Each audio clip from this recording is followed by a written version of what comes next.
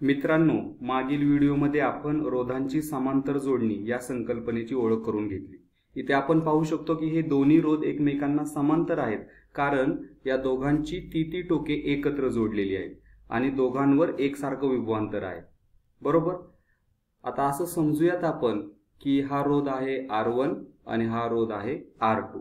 आता हे दोन्ही रोध आपल्याला परिणामी रोधाने बदलता येतात आणि यांचा परिणामी रोध आहे R पॅरलल RP। तर परिणामी रोधाचं सूत्र होतं 1/RP बरोबर 1/R1 अधिक 1/R2 बरोबर। तर हे झालं आपलं दोन समांतर रोधांचा परिणामी रोध काढण्याचं सूत्र। आता आपल्या पुढे प्रश्न असा आहे की जर दोन पेक्षा जास्त रोध असतील तर काय, तर समीकरण काय येईल। उदाहरणार्थ इथं आहे R3, असाच R4, R5, R6 अगदी Rn पर्यंत आपण रोध एकमेकांना समांतर जोडले तर हे आपलं समीकरण कशा प्रकारे बदलेल। समजा आहे R3 आणि हा शेवटचा रोध आहे समजा Rn। तर आता इथे असं समजा की या विद्युत परिपथामधून I एवढी विद्युतधारा वाहते। मग ती विद्युतधारा वाहत असताना पुढे आल्यानंतर ती विभागली जाईल। या R1 मधून काही विद्युतधारा वाहील, R2 मधून वाहील, R3 मधून वाहील, तसेच अगदी Rn पर्यंत ही विद्युतधारा विभागली जाईल। बरोबर। म्हणजेच विद्युतधारा येते आणि ती सर्व शाखांमध्ये सर्व रोधांमध्ये वेगवेगळ्या प्रमाणात विभागली जाते। मात्र सर्व रोधांवर एकसारखं विभवांतर आहे। बरोबर। त्याला आपण म्हणूयात V। आता V जर सर्व रोधांसाठी समान आहे आणि आपल्याकडील सर्व रोध जर वेगवेगळे असतील तर प्रत्येकामधून वाहणारी विद्युतधारा सुद्धा वेगवेगळी असणार आहे। मग आता आपण याचं विश्लेषण कसं करूयात पहा।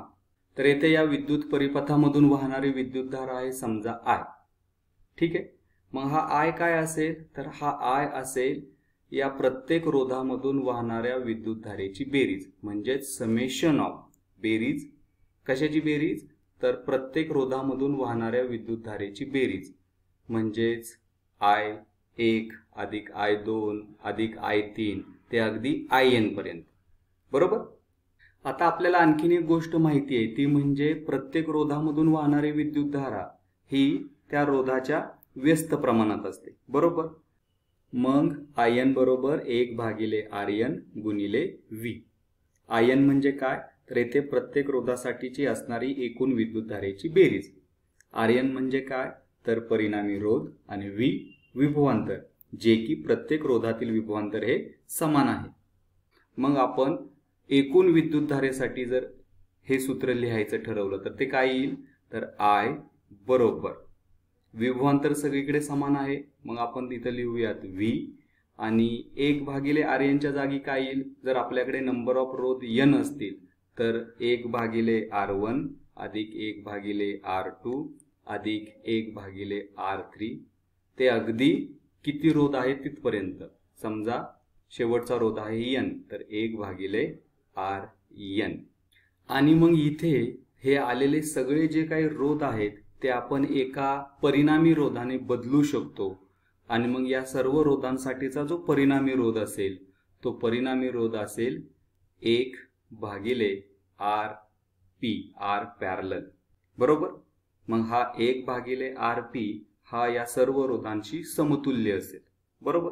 तर अशा प्रकारे आपल्याकडे कितीही समांतर रोध असतील तरी त्यांचा परिणामी रोध आपण काढू शकतो। समजा आपल्याकडे n समांतर रोध आहे तर त्यांचा परिणामी रोध येईल 1/RP बरोबर 1/R1 अधिक 1/R2 ते अगदी n रोधांपर्यंत 1/Rn। तर हेच सूत्र वापरून आपण अनेक समांतर रोधांचा एक परिणामी रोध हा काढू शकतो। तर मित्रांनो, इथेच थांबूयात। धन्यवाद।